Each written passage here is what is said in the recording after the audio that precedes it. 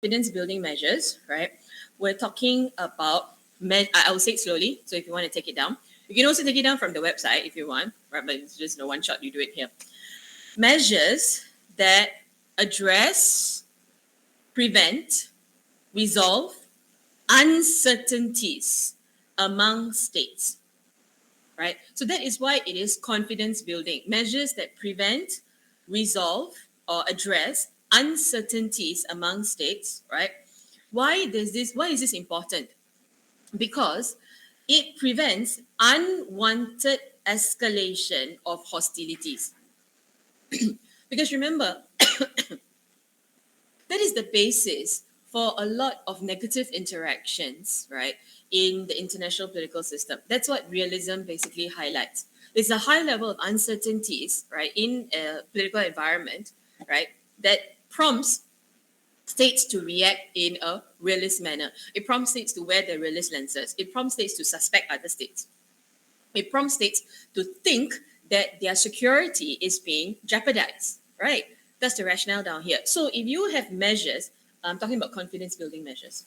If you have measures, right, that address this level of uncertainty, then what you're going to do is contribute to creating a more peaceable environment. Makes sense, right? It's simple logic. Okay. All right. So it prevents the unwanted escalation of hostilities, right? And you are attempting to also build mutual trust, right, via your military cooperation, cultural cooperation, social, exchange, and so on, right? This is an idea that originated from the 1970s conflict management context in Europe. Right, so it's not a new phenomenon, right? Because remember, OSCE, right? CSCE was established in 1973, right? So it's not entirely a new phenomenon, but this is from the crisis management, conflict management context in Europe from the 1970s. So that's what confidence building measures is about, right? Okay, so you may want to explain a little bit, right, in your exam answer, but I would rather you understand, right? So even if you don't explain it in how the way, like I've given you a definition for confidence building measures, right, you could still make reference to it. That means that confidence building measures go towards reducing uncertainties and therefore addressing hostilities, right, in the environment, right, or in the political and policy context in which these states are existing. And remember, why is this important? Why is this idea of management of uncertainty and hostilities important? Because you're looking at a region that is not entirely homogeneous, right? Because you're looking at all of these different states, right, that are of different capacities, that are of different capabilities, that have different histories, right? Your Eastern versus your Western European states, don't say, right, the historical background, right, and their prior experiences with international organizations, their prior experiences with democratization and so on, interaction with other states in the region is also very varied, right, in comparison to your Western European states, right? So all the more you must have an avenue or an environment that will help to address these uncertainties or these, unevenness, right, in capabilities, right? You understand the rationale? So why I always try to expand the idea is to the logic is that I want you to understand the logic behind the ideas so that you can manipulate the points and discuss it however else you want to discuss it in your answer. Okay. All right. So that is what the confidence building measures is basically about. All right. Okay. Let's move to the next one. All right. Okay. So basically what you see, right, is the development of the CSE, because at this point it's still CSE, right? Well, the development of the CSE for furthering this generalized trust, right? So goes towards again the idea of building the community, right? And if you look at the idea of CSE and other organizations like NATO, for example, right, they're looking at the idea of process because there's a lot of discussion, negotiation, right? Taking into consideration what the capacities of the individual states are and so on, right? And then until 1990, you've got the functioning. That means from 73 to about 1990, CSE basically, is functioning as a series of meetings and so on, right? But after the end of the Cold War, right, you would see that CSE requires redefining. Why? Why is it so important to talk about the end of the Cold War? Why is that a timeline? Why is that part of the timeline? Why discuss the end of the Cold War? Why is that a turning point? Huh? Huh? I cannot hear. Sorry. Yes, correct. There's a shift in the power dynamics, right? So the political and the the political and the policy context, right, in which the organizations exist, right, and in which the states are going to interact with each other now changes. Correct. So that's your basic argument, right? So what you want to do is to explain, right, that the end of the Cold War basically represents a critical juncture. You remember we use this phrase, a critical juncture, right? Window of opportunity for changes to occur, right? So it's the idea is that you need to redefine the organization, right, to address or to manage the historic change that is taking place in Europe, right, because of the changing power dynamics, right? And what you need to do is that as a result of when you have changing power dynamics, then what is the resultant, what was the consequence of changing power dynamics? What you would have is new challenges, right? So security challenges, developmental challenges, right? You've got powers that, like like Russia, who are now going to behave in a resurgent manner, right? Attempting to restore the former glory and so on, right? Okay. So you've got the new challenges, right? You need an organization that will help to navigate the terrain. I like these kind of phrases, right? It's nice to use in your exam answer, right? So navigate the terrain of the post-Cold War period, right? And what you would need now is a permanent institution, right? That is going to, function with, institutionalized operational capabilities. Because prior to that, when it was a CFCE, right, it was functioning as a series of conferences and meetings and summits and so on. Correct? Right? Now you want to have an organization that is further institutionalized, right, and is permanent, right, to address the new challenges that arise from this new environment or this, recalibrated environment or, this reimagined, European environment. Anything that you want to say, like, as long as you capture the idea that there are important historical changes that have occurred in the post-war period. Understand?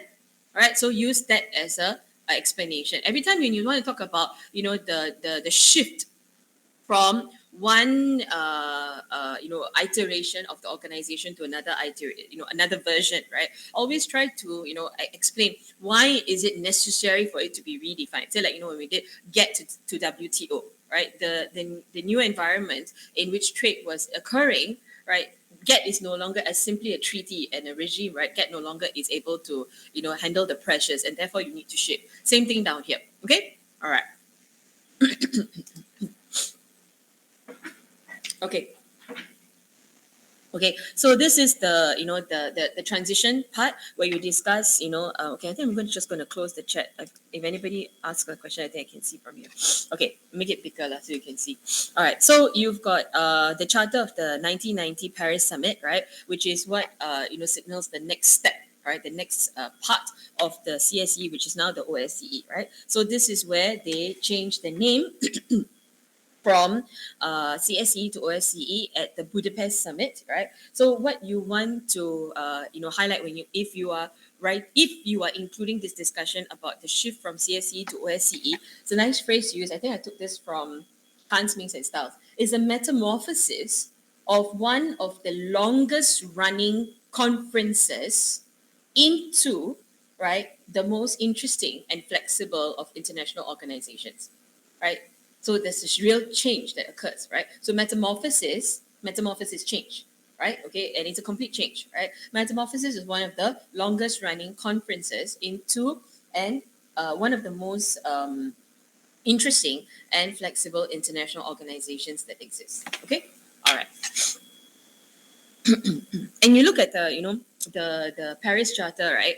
What does it also represent? It also indicates, right, that there are additions to the items on the agenda, like for example the environment, migrant workers, and so on. So and including different regions. It is a reflection of the change in times, right? Because if you look at the 80s, 1970s to 1980s, what is the region characterized by, or what is the international system characterized by, right? Intense economic, financial troubles, right? And then subsequently, moving on to the 1990s, where you have the the development of a lot of these economies in the post Cold War period. You've got the independence of these states, right? You have the movement of the peoples, right? This is where you also get the EU, shifting from the EC, right, to being known as the EU. You've got changes in other organizations as well. So the 1990s signifies this this significant period, right, where a lot of changes occurs, right? And therefore it makes sense to start thinking about including these other items on the agenda, right? So remember what I discussed just now about not just your traditional ideas of what security is, right, but encompassing, right, of things like environment, the movement of peoples, labor, right, and so on. Okay. All right. Okay. So what you want to highlight, right, is like the CSE, the OSCE also is interested in things like stability, peace, democracy, the idea of shared values, the idea of dialogue, discussion, and so on, right? And okay, can you please underline in this next bullet point the idea of soft and hard security issues, right? Remember just now I talked about the human security, right? Okay, so the soft and hard. So that's why the idea of elections observations, the human trafficking, good governance, right, policing, and so on. This is, why that becomes relevant to discuss. Okay, all right. So, you can either talk about it in terms of, like the redefining of what security is in terms of human security angle, or you can refer to it as hard and soft security. It's a good video to watch, right? Take a look at the video, the one that I've linked for you, right? What is the meaning of security, right? If you do not want to refer to soft and hard security, then you can refer to the one that I referred to earlier on, the human security element. Okay, all right. Okay, I forgot to open the videos just now. I should have opened the videos. Anyway, in the next couple of slides, right? Basically what we're referring to is all the three different dimensions as it stands today. All right, okay. So earlier on when I explained the different baskets to you, that was, when they first conceptualized it in the 1970s, right? So this one is the updated version of the three baskets. So if you look at I don't know where that slide is, with the image. This one here. This is what I was explaining to you just now, right? The different baskets, right? So if you look at it, you can see, right, they've got the red one. Anything that's written in red is the political military dimension, like arms control, border management, terrorism. The white ones, the white font is the, so small, economic and environmental dimension. So will be environmental activities, good governance. The blue one is human dimension. So things like migration, gender equality, democratization, cyber, ICT security, and so on. Right? Okay. So that is the different dimensions. Wait, let me go to this. Okay. All right, let me just give you, a quick summary, right? Okay, so when you look at the political military dimension, what you're looking at is basically the idea of openness. You're looking at the confidence building measures that I referred to earlier on, right?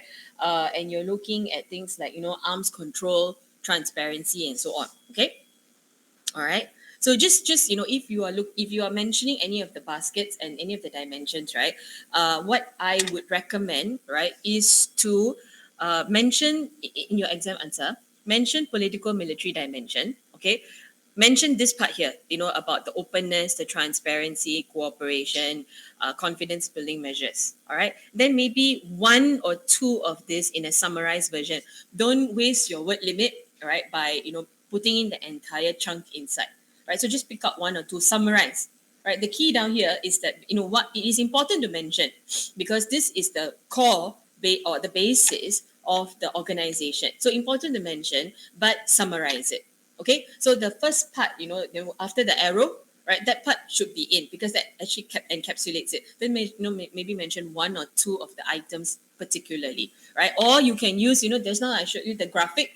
You saw the graphic just now, and it just says gender equality, the tree graphic, gender equality or cybersecurity or whichever, just these individual terms, right? Just put it in, right? Don't waste your time writing the whole thing. This one is for you to understand, right? Okay, so remember your exam, very important to remember the word limit. At the same time, I know, can you please also, take note of this. Please do not write answers that are overly short. It's a trend that I'm seeing with students who are sending in answers, right, or in papers, that, basically like three-quarter of a page long. Three-quarter of a page long is not enough to address the question, have your thesis statement, and have your analysis and the IR concepts indicated. Even one page also, I feel, is very short. It's too short, right? Just because they say under 1,000, right, doesn't mean you write 500 or 600 either. All right, and it's level 2. Can you please, yeah, I asked you to summarize, but don't summarize until like lost in translation, and then it's like it looks like a flash cut, of notes or something. Understand or not? Important, please, okay.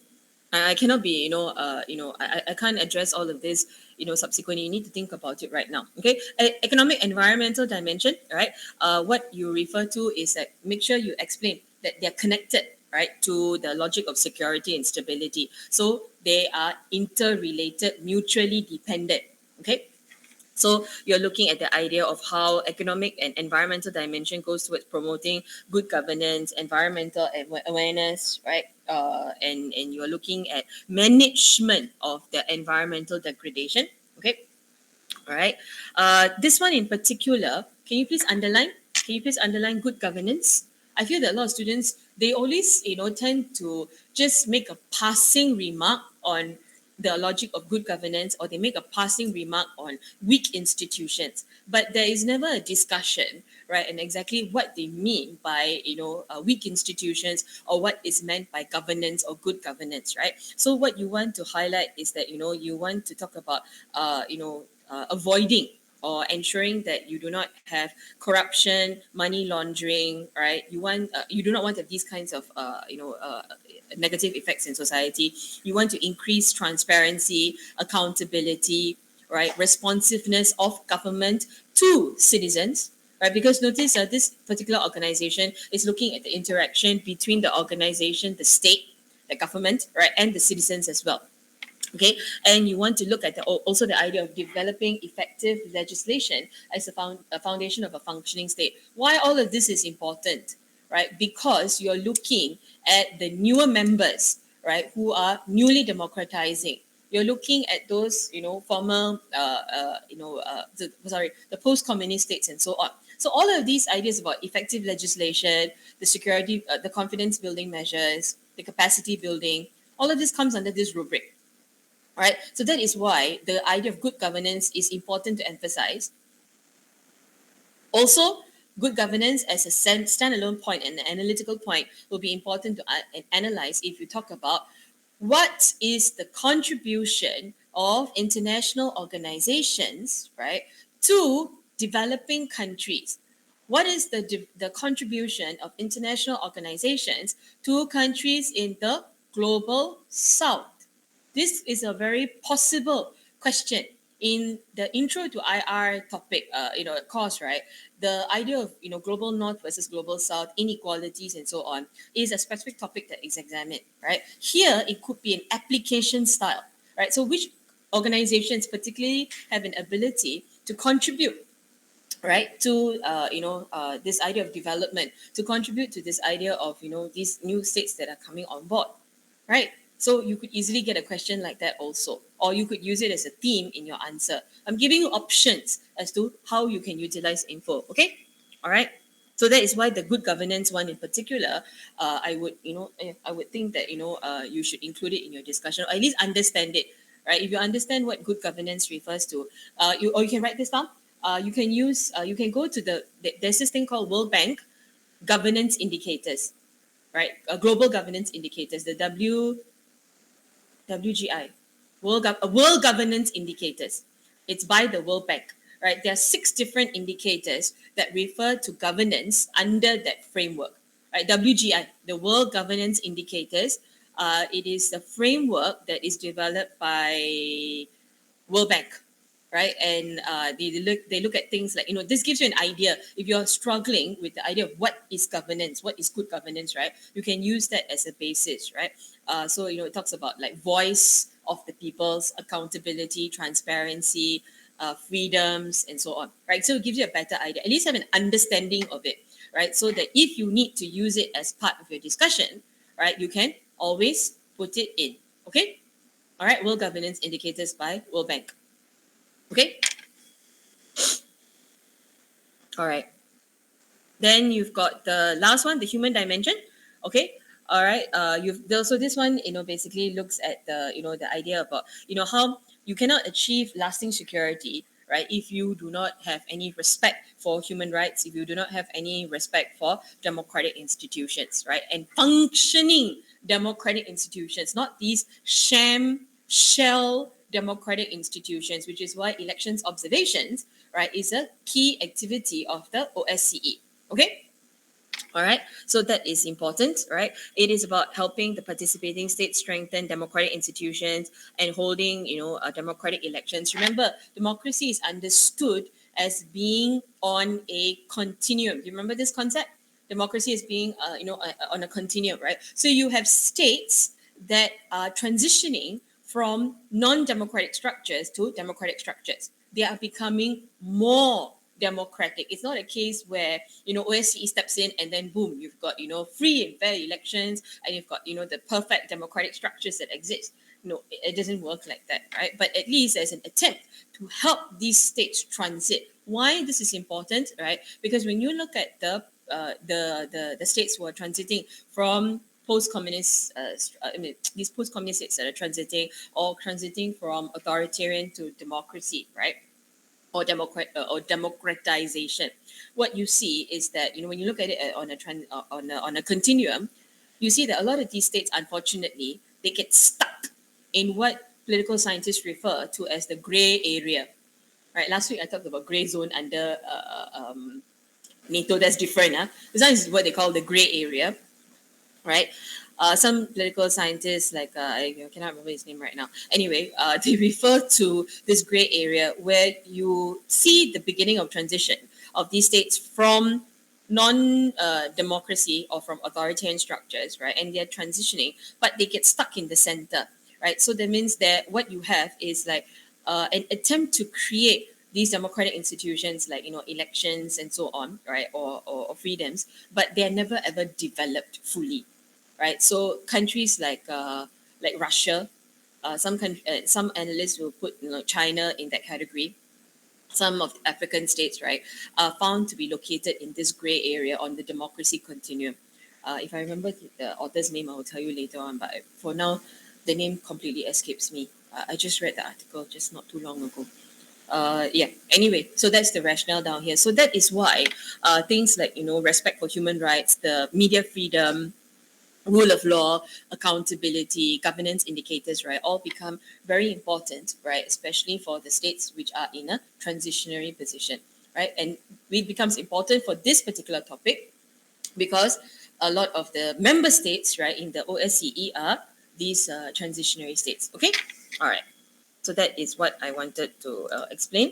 Okay, here, the cross-dimensional one, just now I was telling you, right, because the different baskets, they are not independent of each other, right? Okay, so that is where you find that there are linkages between some of the dimensions that are addressed in each of these baskets, right? And then what you want to do is like, where do you park certain things, right? So for example, cyber crime, trafficking of drugs, arms, and human beings, right? Do you park it directly under the basket 2, which looks at governance, or do you park it directly under basket 3, which is the human dimension? So that's why you have some that are referred to by OSCE as cross dimension. Okay, all right.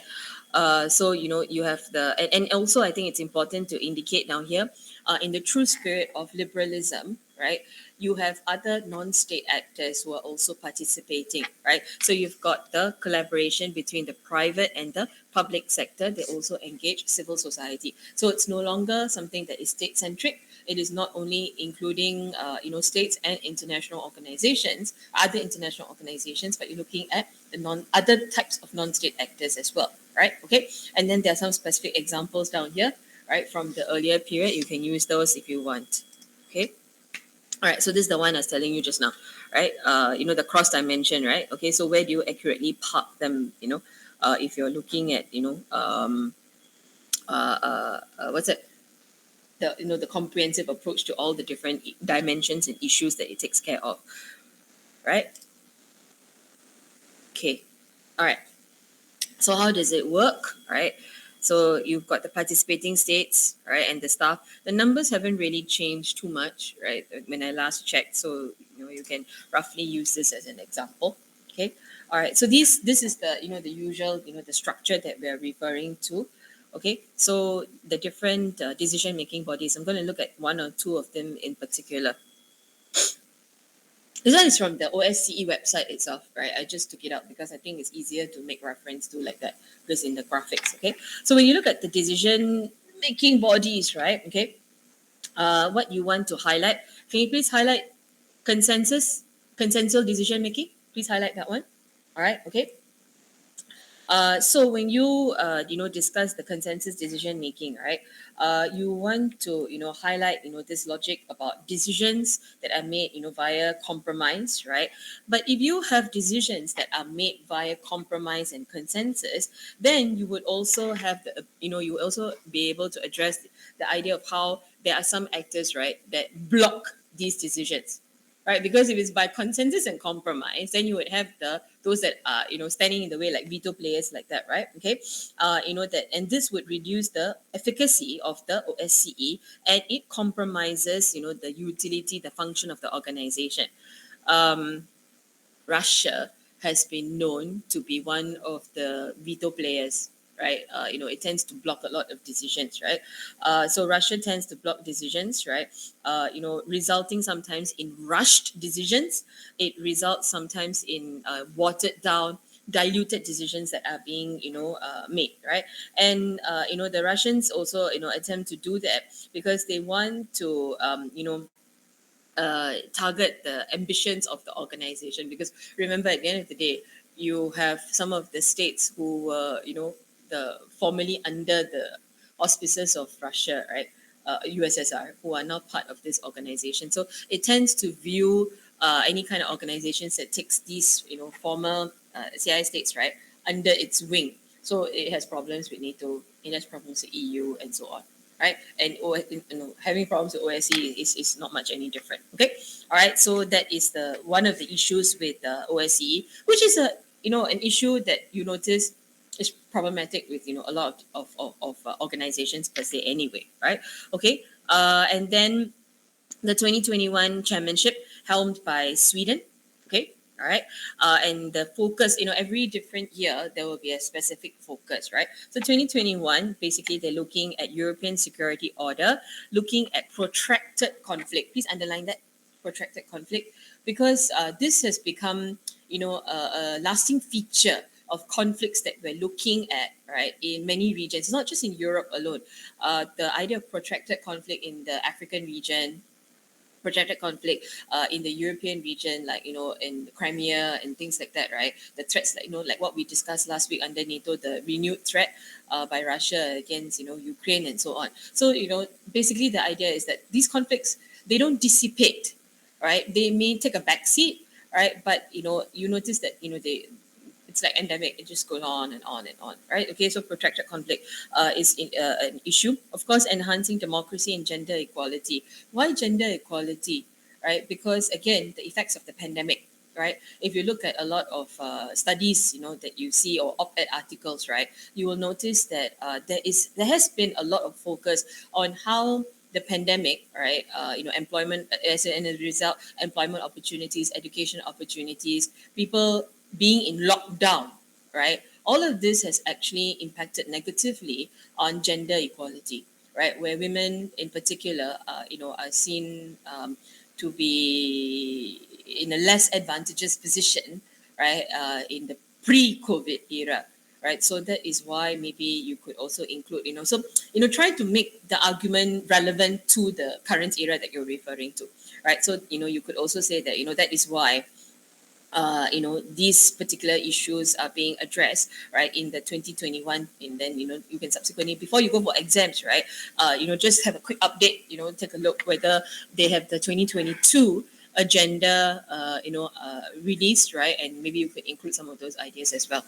Right, the websites and the videos, right, but websites in particular, it gets updated, every time there's a change. So, before you go for exams, right, for all the topics, right, I will do what I can, during the revision lectures, right, but just, make sure you remind yourself to take a look at some of these things, whether any changes have occurred or not. Okay. All right. So then you've got the Ministerial Council, which is a central decision making body, and you've got the ministerial meetings, right? That are convened once a year. So that means the meetings would have been held in Sweden this year. Just recently, only they had the meetings. I remember reading, some of the articles, and they made specific statements on addressing migrant crisis in Belarus. They made specific statements addressing the potential of Russia's invasion into Ukraine, right? Which is something that's occurring, just in the last couple of weeks, right? So these are the two things that they have recently addressed in the meetings that just occurred. All right, and then you've got the OSCE Troika, right? The chairman forms the OSCE Troika, and they basically meet once a year, right? So you can take a look at these links that basically give you an idea. I mean, just know how they work, right? And in your exam answer, I think the most important part would be to emphasize which is the number one central decision making body. Number two, who are the main, actors, right, that participate in decision making. Number three, one or two specific organs within the structure that is responsible for majority of the decisions, or something that is unique. Say for example, if you have, like, for example, here in the OSCE, you've got the Parliamentary Assembly, which is the connection between domestic states as well as the organization per se. So the main focus, right, should be on these specifics. No need to replicate the entire structure in the exam answer. It doesn't make sense to do that. Okay. So, like for example here, the most important institutional body is the Permanent Council, where you've got all the ambassadors to the OSCE, right? And they respond to all the current developments. So that is what you want to focus on, right? So just now was the chairmanship, right? Then the idea of consensus decision making. This one, the most important one is the Permanent Council, right? Okay. And then what you want to highlight also the Parliamentary Assembly, right? Okay, that one is also significant because they play a facilitative role. They encourage deliberation. So remember, that's a cornerstone of what OSCE is about: dialogue, forum, deliberation. Where does the dialogue, forum, and deliberation occur? Your Parliamentary Council. Okay. Sorry, Parliamentary Assembly. Parliamentary Assembly. All right. Okay, so when you look at the Parliamentary Assembly, right, that's why I say particular parts of the organ you want to highlight.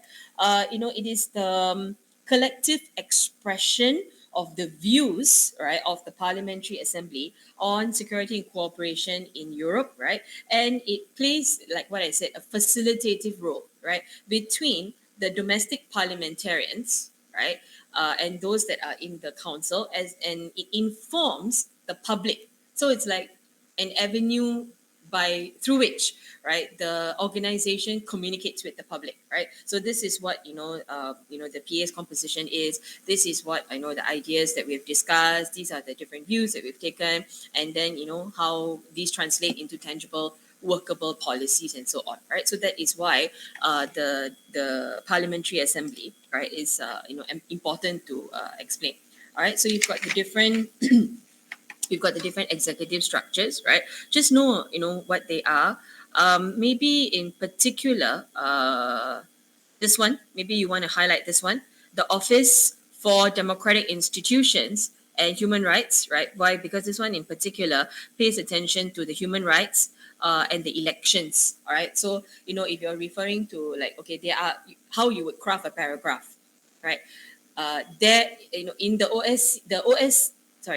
executive structures in the OSCE comprise of, right? And then you refer to, say, for example, the Office for Democratic Institutions and Human Rights, which oversees, then you mentioned the elections, the rule of law, the tolerance, and non-discrimination and so on. Right, that is how you would include it in your discussion, right? And then maybe you want to mention another one, right? Maybe you want to mention the last one, the High Commissioner on National Minorities, The Hague, right? Why? Because this one in particular is about preventing ethnic tensions from developing into conflict. Why is this important in the current era?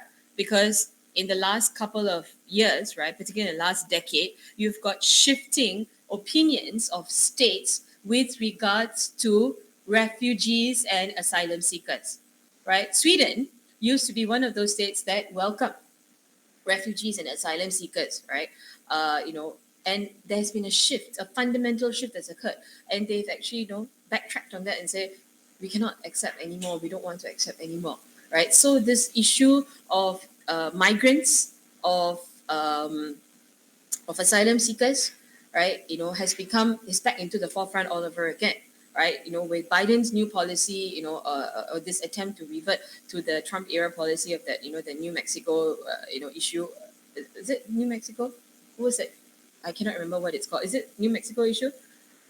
Anyway, that policy that he was attempting to revive also, right? All of this, idea of the refugees and all, and asylum seekers has come back into the forefront, top of a lot of countries' agendas, right? So that's why I say, when you pick up particular structures or organs, right, to address, right, pick something that is relevant. It's like hot topic, right? Then it will make sense to the marker. Why are you making reference to this particular one?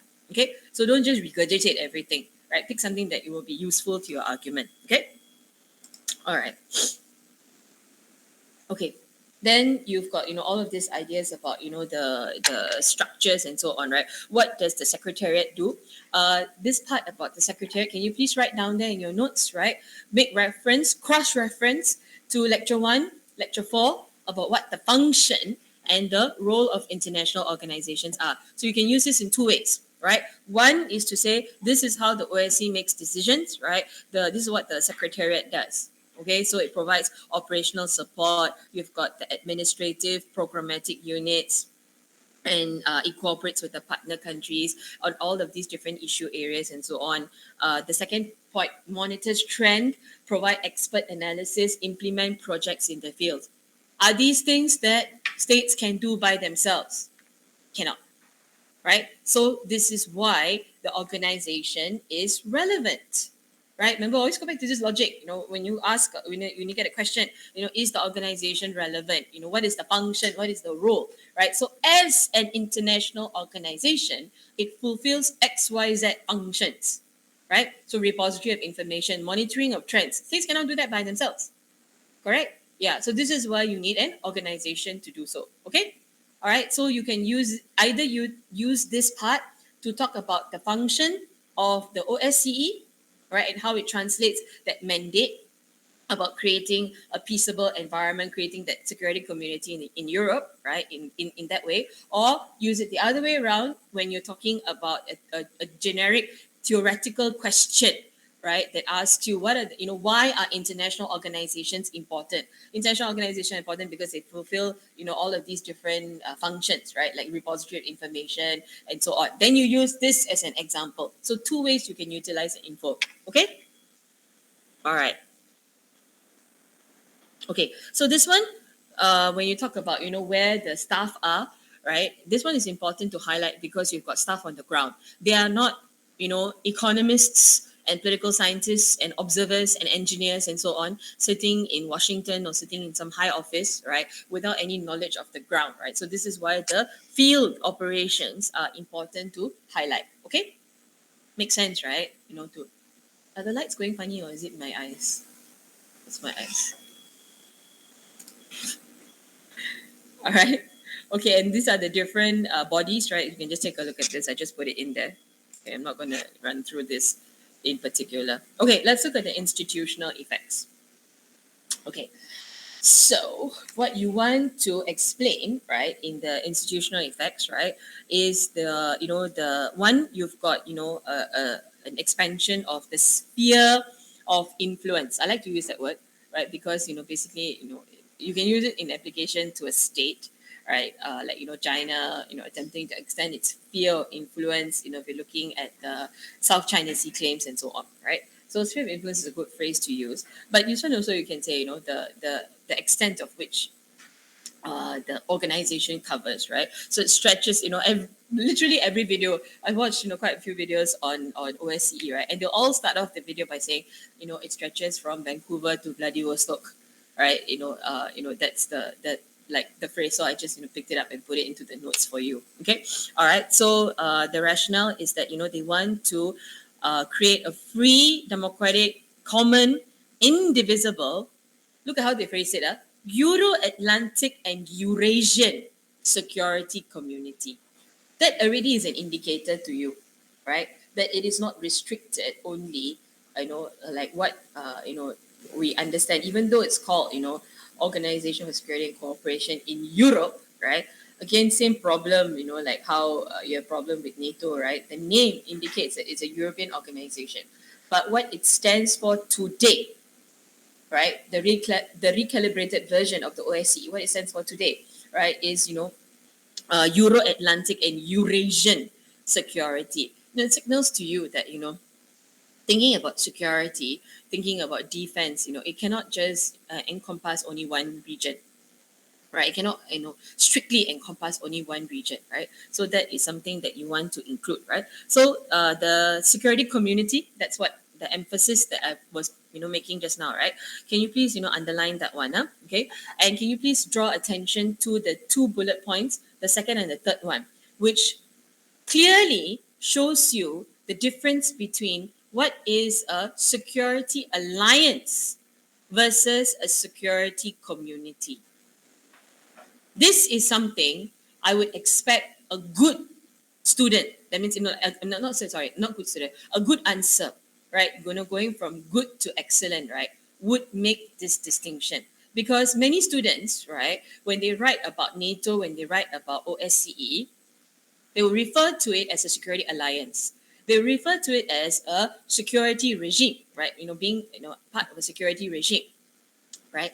But you should make the distinction between security community and security alliance. What is the difference between the two? It's not just merely semantics, all right? You must make this distinction, all right? So that's why I've emphasized it on it from the beginning, right? So security community as a region of, number one, sovereign states, all right? So the sovereignty is not compromised, right? Like what they fear, right? Whose people maintain dependable expectations of peaceful change. So remember just now earlier on in the discussion, I mentioned the idea of values. I mentioned the idea of the characteristics, the European identity, right? All of that what I mentioned at the beginning of the lecture, right? That would be part of the logic of the security community, okay? The European identity and so on. And this is different from the idea of a security alliance, right? So it's like, if I were to make it extremely simple and pare it down, right, I would say security alliance is more like the hardware, whereas, okay, I'm just going to be, a boomer about it, right? Whereas security community is about the hardware. You get the logic? The hardware versus the hardware, right? The we feeling that the security community creates, right? As opposed to the security alliance, right? So the security alliance, right, is, more about the collective security. It's more about defense against external threats and so on, right? But if you look at what a security community is, look at the phrasing. It's about constructing the cognitive as well as the material structures. You're forming the idea of collective identity. We talk about identity. What is the meaning of identity? Where do you get collective identity from? Right? You should know this already, right? If you talk about, nation, identity, and so on, right? What do you talk about? You're talking about values. You're talking about shared experiences, right? You're talking about the nations, the peoples. Correct? Right? That is the difference between the security alliance, right, which is, simply about, allies, which is about identifying a common threat, right, which is about, ensuring that you are able to defend yourself against the common threat and so on, right? Whereas the community is really about the hardware behind it, right? As part, the hardware of the participating states, right? So you could even, do this, right? You could even have a constructivist style of argument, for this discussion down here, right? Because the security community, what does it do? It creates and perpetuates norms, right? It structures. Remember the idea behind constructivism. We're looking at the idea of the state's goals, right? Evolve along the lines of their identities, right? The goals and how they respond, right, is dependent on the environment that exists. It's a difference between the logic of consequences versus the logic of appropriateness. How do you behave, right? As part of this environment, correct? Right. That's how you get the distinction between what the idea in social constructivism is about identity and your goals and your and how you see yourself vis-a-vis others in the environment, right? So that is something that you could include down here. So that is why the security community angle is so important. This is why I want you to read the Adler article, right? Because the Adler article is the one that explains this in detail.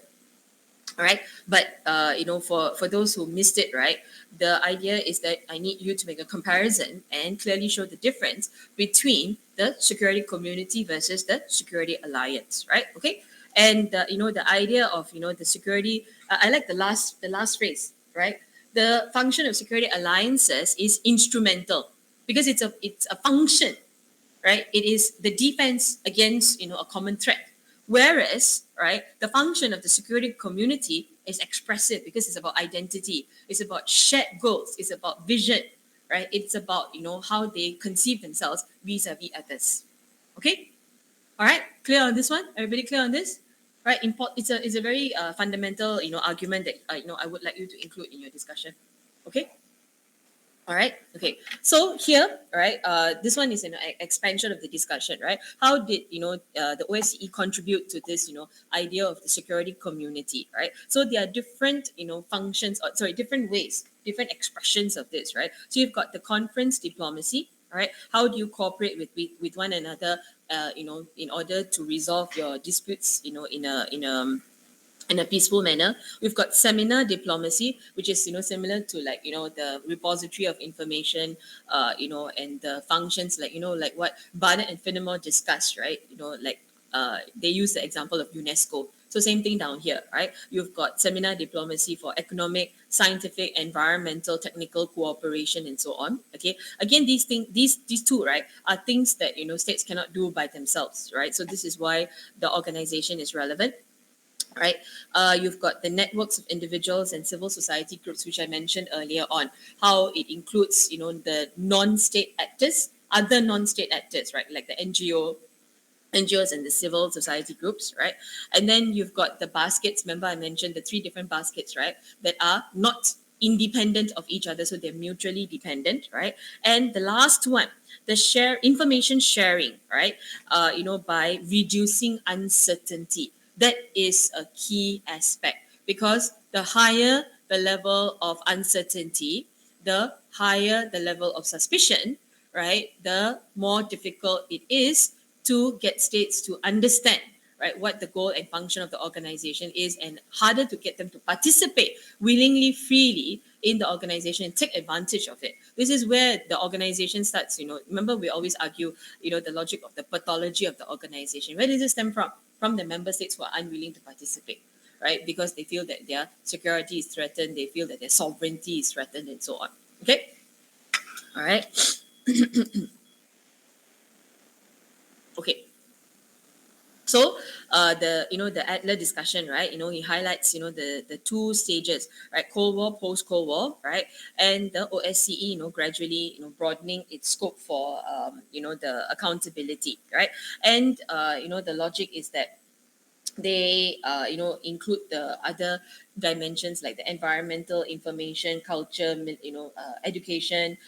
Those were all the traditional ones, right? It is a reminder, the OSCE activities, right, is a reminder to the Eastern European states, right, that you can actually, if you want to normalize relationships, right, you need to engage in fundamental reforms, right? So that is why you have the importance of the confidence and security building measures, because it's about normalizing relationships. You want to normalize relationships if you want to have higher levels of cooperation. You want to come on board and be part of this community and embrace the same goals and have similar identities to us, then that would entail you, right, engaging in internal reforms, changes internally, right? So that is where you have the idea of the transparency in arms control, the inspections, right, in arms.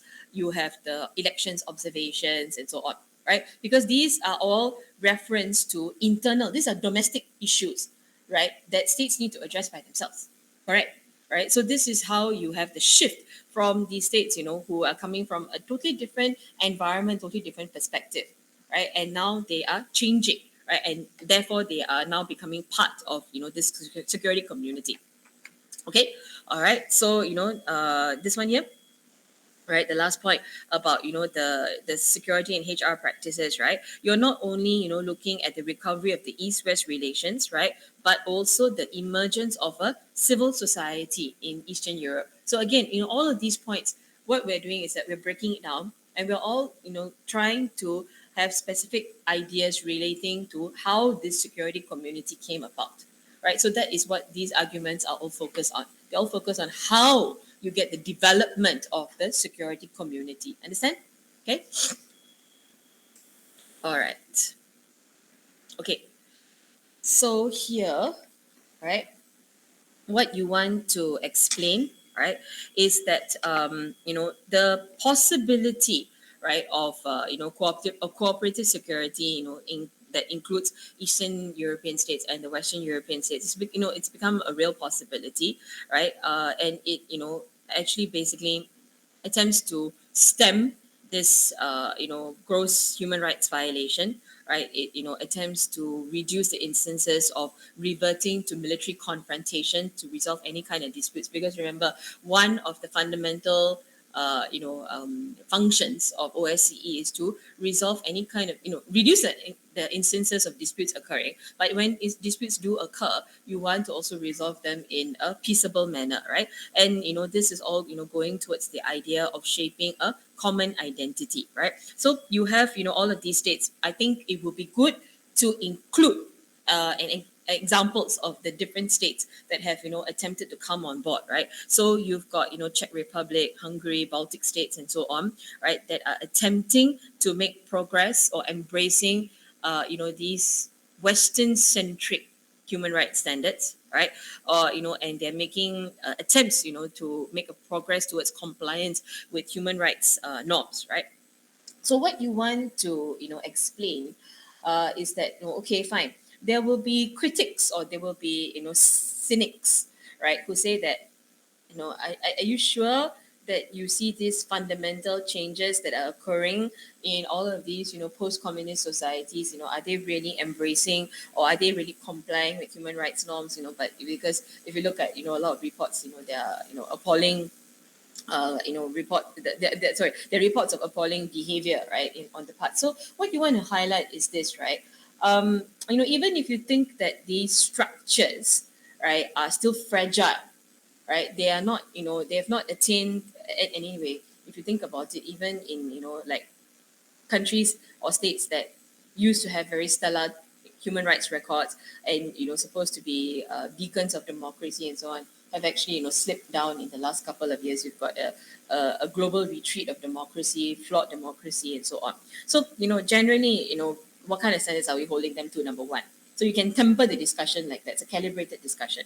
Number two, so that means what I'm trying to say is that don't be so quick to criticize, right, and say that, they've made attempts, but these are all cosmetic attempts, at creating compliance towards human rights norms, right? So, the rationale is that, even if you think that these new structures, right, they are still fragile, if there is doubt as to whether, these states are really truly committed, right, to democratic structures, whether they are really genuine about embracing these human rights norms, right? What you would be able to highlight is that apart from the OSC attempting to push these states into this direction, that means normalize these norms, right? As to how to behave in this particular environment, right? Apart from the OSCE, there is no other organization that would help to facilitate such behavior, right? So that means, remember like what we always say, right? You know, if they're meeting, there is some kind of progress being made, right? Doesn't mean that we have to see the results, the tangible results immediately, right? But at least there's an attempt to do so. And an attempt to do so is better than nothing at all. Correct? Right? So this is really a kinder, gentler take on it.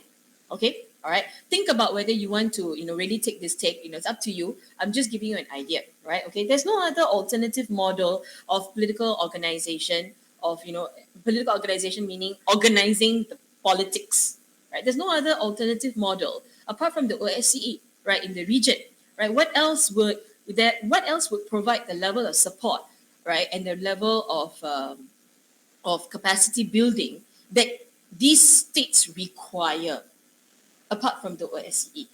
NATO is more of a security organization, more of a security alliance.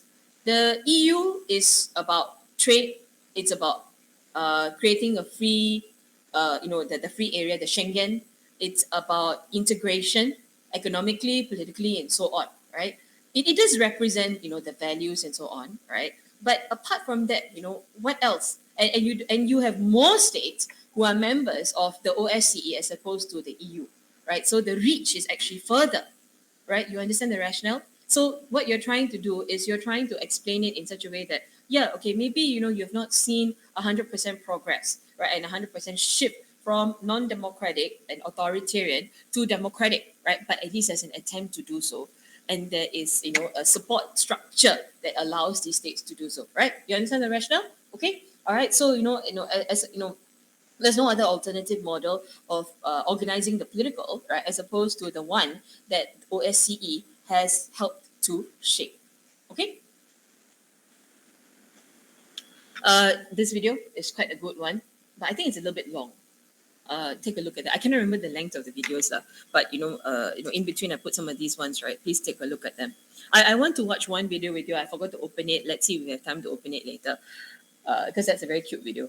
Okay, the OSCE's notion that is that human rights, is very important, right? The manner in which a state treats its own citizens is a legitimate concern of the entire regional community. So that's why the human rights angle, is so important, right? So you've got, several different, functions that is served in the post-Cold War era. A lot of it, is we've already discussed this before, so I'm not going to run through any of this. This is similar to what we see in the baskets. Remember, in the different baskets, right? It's just a repetition of this.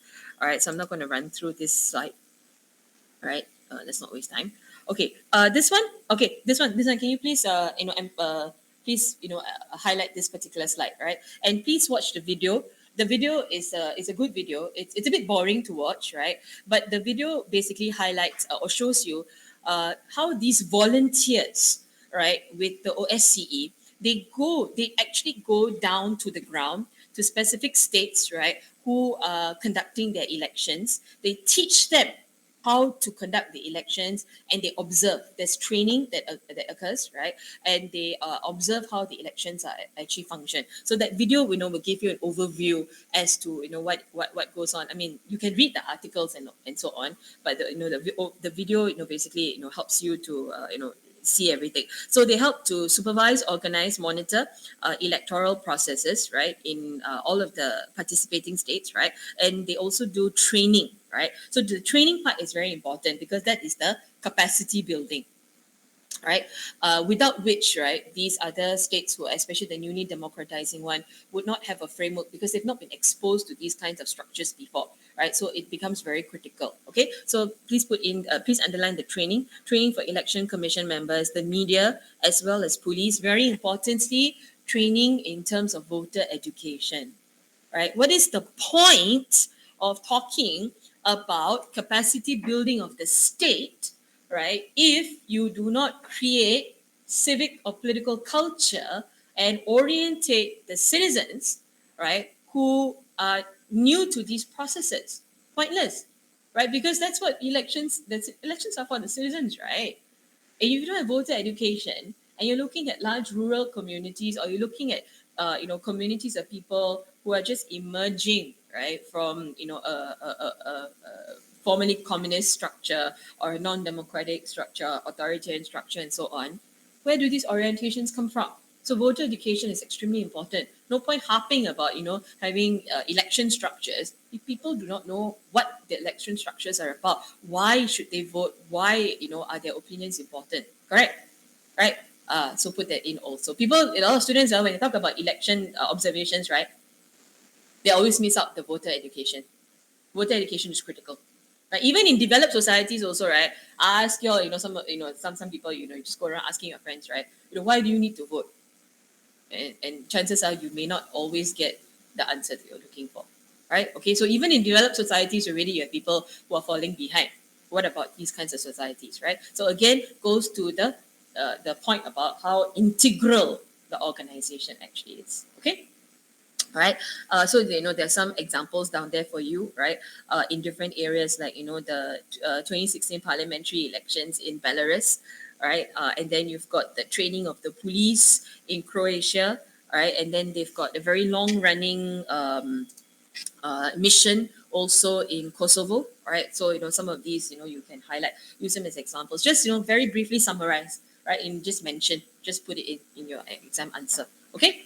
All right. Then this part here, again, you notice all of these arguments in the last few slides, right? Is about the relevance of the organization, why it is so integral, why is it so important. So here, right, you make this comparison between NATO and OSCE, right? So the spillover effect, right? The security community spillover effect. We already talked about security community under NATO, right? So NATO also, now looks at, OSCE, adopts this idea that, it's by McKellar and Adler, right? And say that now they do not behave so strictly like a security alliance per se, right? But more like a security community, right? So, now you see that NATO starts to pay attention to your non-traditional security concerns as well. Okay, so they've got like, say for example, the PJC and the other the organization that has relationships, which is now suspended, with Russia, right, to prove to Russia repeatedly that it's not an organization that is attempting to restrict or contain Russia, but actually wants to build peaceful relationships with it, right? It is really part of this idea about not so much containing Russia per se, but creating a workable cooperative relationship with it, right? It's a part of attempting to expand that sphere of influence in terms of the security community, and say that you can be a workable partner with us. You don't have to constantly look at NATO as an enemy per se, right? So that is about the idea about stabilizing the region, right, and attempting to extend the olive branch to include the former so-called enemies, right? So that is also part of the idea of the security community. So that's why there's a connection between OSCE and NATO, right? That's why they look at it as one chapter in this discussion. Okay, this is the one I was telling you just now about the about the missions, right? The Kosovo mission is one that is, one of the most popular or the most significant missions, right? It's one of the longest running missions. I've given you the fact sheet there, right? The one, why we pick up Kosovo in particular, right? Is because there's been a lot of security confidence building and capacity building measures that OSCE is engaged in in its the Kosovo mission, right? So they've had electoral assistance, they've training of the police, right? Establishment of the judicial system and so on. The fact sheet is actually quite comprehensive. Just take a look at it, right? I picked out, the basic ideas there, dumped it into the notes for you, right? But, no, I'm sorry, placed it into the notes for you. Just take a quick look at the fact sheet, right? Maybe there's something that else you would like to include. But remember, the more expanded details you add, right, the more it eats into your word limit. So summarize some of your details so that, you can actually, have more opportunity to include the analysis, right?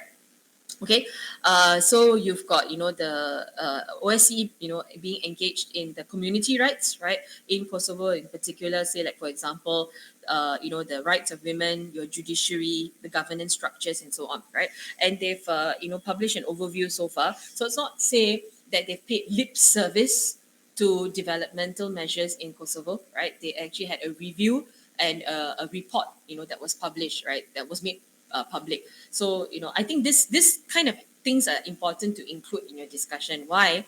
Because you're basically highlighting, and a lot of these organizations get criticized for saying that they pay lip service to or their effects are cosmetic and so on, when they have connection between themselves and the public, when they produce public reports. Of course, you can have greenwashing and whitewashing and so on, but I think this is still relevant because it's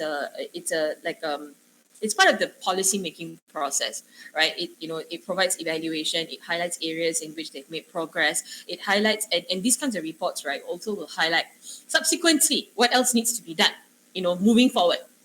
Right, so that gives you an idea of what the upcoming plans are for the organization, for the region as well, right? It also helps you to identify where are the existing loopholes. So if they say moving forward we need to do XYZ, that means that we need to do XYZ is an acknowledgement of the shortcomings, it's an acknowledgement of the threats that exist in the region. So that gives you like a springboard or a platform to start thinking about, okay, in order to remain effective, these are the activities that the organization needs to engage in. That's why I like to, download these reports from OECD or World Bank and IMF, right? Because their reports always end off, by saying, like, moving forward, what is it that we need to do? And the moving forward is the one that gives you an indicator, right? What is it that it needs to do to remain relevant, or what are the shortcomings that exist, right? And how to address them, okay? All right. Okay, so this is a snapshot institution. It's a snapshot, that I was looking at. This video, the one that is linked right at the bottom, a pillar of the European security order. Please watch that. Right, it's one of the new ones, right, from this year. Please watch that one, right? If I remember correctly, I think that's one of the new ones, right? So I like that phrasing. From being called talk shop and forum, right? Now OSCE has been recognized as a pillar of European security, even though it does not have that, that rigid legal structure that you would see in some of the other organizations that we've seen so far, right? Okay. And, these are some of the activities, right, that it has helped to promote. Okay. I like this one because, it's just like a snapshot. It gives you, basically what you can do, right? Can you see each of these, descriptions down here? Basically, you can just copy this and put it in your exam answer because it's summaries of what I put in for you in the previous slide, right? So you can just copy any one of these descriptions and put it. Change the phrasing a bit lah, so that you don't get cited for plagiarism, or indicate down there, OSCE website. This is from the OSCE website. Okay, all right. Okay. All right. So see, these are some of the recent challenges, right? Okay. What you let me give you a little bit of a summary. All right, okay. If you look at the Huffington Post article in particular, let me just give you a quick rundown. You can take a look at that, right? But let me just give you a quick rundown, right? Some of the criticisms that they leveled against the OSCE was that in Ukraine they had a monitoring mission, right? There seemed to be a lot of confusion as to exactly what kind of role OSCE was supposed to play. because there was a high level of there was a lack of coordination. There was a lack of coordination. All right. So, every time there's a lack of coordination, this calls into question the effectiveness of the organization, because it talks about redundancy. It talks about, basically not being able to achieve the goals because there's no coordination occurring, right? So, the one of the recommendations that was made was that for OSCE to be more effective, right, in Ukraine or elsewhere, one very important thing, right, is that we cannot level all the blame on OSE per se. The states, the participating states, should really show more political will, which is missing increasingly in the last couple of years. That means the states, it's sort of like, you could think of it in this way: the states have just sort of like relaxed, and they have just going with the flow. They are not showing the level of commitment and political will that is necessary. I mean, let's be very candid and very honest, right? Economic political mismanagement, even if it's a result of conflict, where does it even stem from to start off with? So these states basically turn around and point a finger at the organization and say, you are ineffective, you have not helped me solve my problems. Who started it? Who is the one who's responsible for development of their own societies, provision of aid, provision of public goods and services, ensuring healthcare is available, ensuring human security is available, right? So that's the rationale down here. And increasingly, you have a case where states are unwilling to pull their weight, unwilling to participate, unwilling to take the advice that is being given by these international organizations, right? So there is a lack of political will on the parts of the states, right? And if there is a lack of political will, then how do you expect the organizations to be successful in enforcing whatever existing commitments in human dimensions and so on? They when they sign the treaty, they say, yeah, we're committed to protecting human rights, and we're committed to protecting women and children and so on. Then what happens to the commitment, right? So they ignore the pledge, to protect the commitment, right? So that is also one very big criticism, right? So think very carefully about when you are going to say that this is a pathology of the organization per se, and your participating states, right, must also not insist on more control. Right, in the case of OSCE, in the case of a lot of countries, in the case of a lot of IOs that provide humanitarian aid, or aid in particular, you notice that states are they want the aid, but they're also not willing to relinquish any kind of control. So they want to control. In the case of OSCE, right, there was an attempt to control activities like restrictions in elections monitoring. You do not know how to conduct elections. You ask for help. They attempt to teach you how to do so. Then you do not want them to interfere or intervene, right, thinking that they're going to meddle in elections. But they are basically a neutral party, right? They are there for capacity building, right? So there must be some kind of agreement, right, on minimum standards of independence from the host states, right? And they must set a non-negotiable baseline for these core functions. Why? Because you do not want the organization to be less efficient, right? If they are supposed to be there to perform a particular function, right, then they must be given the space to do so, instead of the state citing sovereignty, right? Think about it. At which point does a state, right, forfeit its idea of being called sovereign? If you're already requiring assistance, right, from an international organization, right, and you are basically war torn, or you are transitioning from non-democratic to democratic, right, and you have many institutions that are not functioning, right, and then you want to cite and say that I am sovereign, therefore you cannot interfere. What is the meaning of sovereignty? Right, go back to the idea of the 1933 Montevideo Convention. If you are a state that calls yourself sovereign, then you must be able to protect your population, you must be able to protect your territory, you must be able to conduct diplomatic relations and so on, right? So that's what the meaning of sovereignty is, right? So go back to this idea, these states who say, no, I'm sovereign, you cannot interfere in my activities, right? What are they there for? What are these organizations there for? Are they really impinging on sovereignty? Right? Okay, that's a question for you to ask, for you to answer. Okay, all right. This one here, the last one, they've charged that OSCE is playing handmaiden to Western interests. This is often, very common criticism of any of these European, organizations, especially when it stems from, the other, right? Like, the Eastern European states, just like how, in this case, they say that OSCE is overly concerned with human rights violations conducted by particular states only, like like the CIS states, right? Rather than looking at any kind of human rights violations in Western states. Fine, right? It's the same accusation that you will see being leveled against the International Criminal Court, where they say, sorry, it's not International Criminal Court, it's an African Criminal Court. All right, because you are only targeting particular criminals from particular states, right? Ignoring all the other violations that have been that have transpired in Western states in particular, right? So there's always this criticism, right? If you are going to include this argument in your exam answer, right, I would recommend that maybe you take a look at some of the missions, right? Some of the the activities that have occurred in some of these states, right, and come to a conclusion yourself. Do you really think that OSCE is unfairly targeting particular states, right, while ignoring others, right? Or has it been circumstantial? Okay, all right.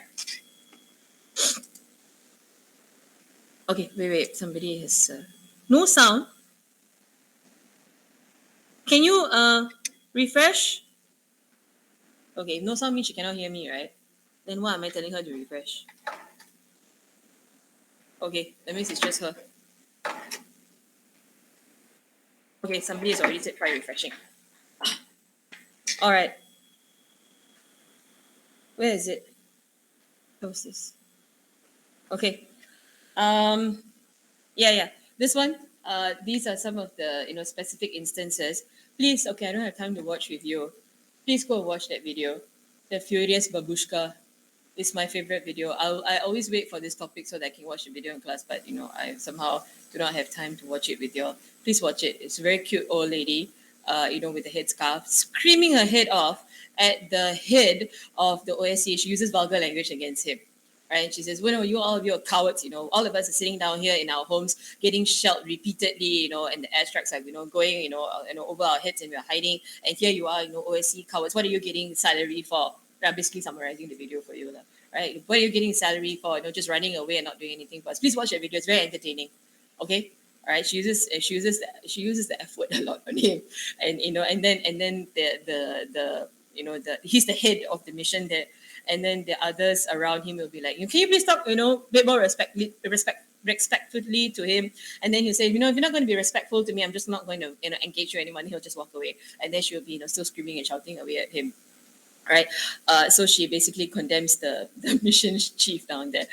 Take a look at that video. A couple of others also, like the other one, the OSCE cowards running away from Donetsk because of the Ukrainian bombing and so on. Right, so there's been it has been taken to task as a result of these inefficiencies. Yeah, correct, that's the one, correct. See, probably has already watched the video. She has that red headscarf. Are you referring to me or are you referring to the lady in the video? Lady in the video, right? Okay, thank you. I just wanted to clarify, because you cannot classify me as babushka. Okay. All right. And this is the one that the last few more recent updates to the one the divided opinions, right? So like the last one, they must step in to solve the Belarus migrant crisis, is from quite recent. I think it was just a couple of weeks ago. Same thing about the Russia's actions threaten OSCE legitimacy. That is over the recent developments. So take a look at it, right? These are just opinion pieces. The core of your answer still, majority of your answer still will be like what I've discussed today, in the lecture. These are all the additional arguments that you could add in when you're coming to conclusion, right?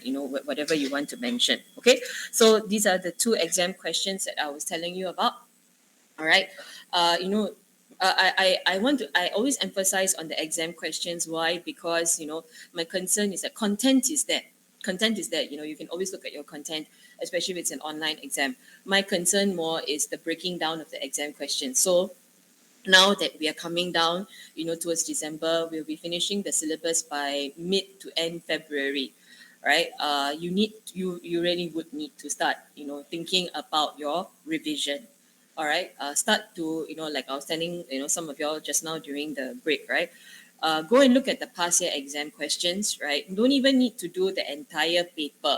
Don't need to do don't need to write the entire answer. But what I do want you to start doing, right, from now on, especially with all the topics, we've already covered quite a number of topics. We've covered, all the theories and everything. Please start to look at the exam questions and start to break the exam questions down. Because 90% of the time, when I mark the prelim papers or when I mark the practice papers, the ones that do not do well are the students who do not have a comprehensive understanding of what the question is asking you. That is where it all goes wrong, right? When they have a surface understanding of the question. It's not that they don't understand the topic. It's not that they don't have details of the topic. It's not that they write very little. They write, and they write well, right? But it doesn't hit the nuance that is required to answer the question. Understand? That is what I need you all to focus on. What is the question asking me to do? All right, please start to take a look at the questions of the past year paper, right? Like, particularly 2021, 2019, I think was also a relatively tough paper, right? Please go and take a look. Last year's paper, that means this year's paper, like the 2021 paper, was also considered to be, relatively tough.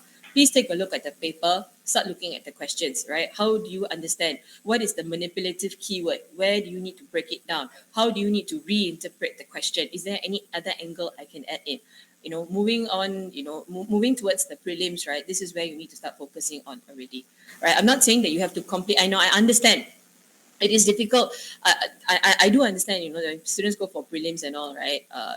Some of them don't even complete the paper. Some don't even go for the prelims because they haven't done their revision yet. I do understand that, right? But at least think about how you would approach, going for the exams, right? And think about that. Okay, all right. I will see y'all next week. I think next week we do, if I remember correctly, I think we do EU already. All right. Okay. I will see y'all next week. All right. Take care. Enjoy your week. Bye bye. Thank you. Bye. Bye.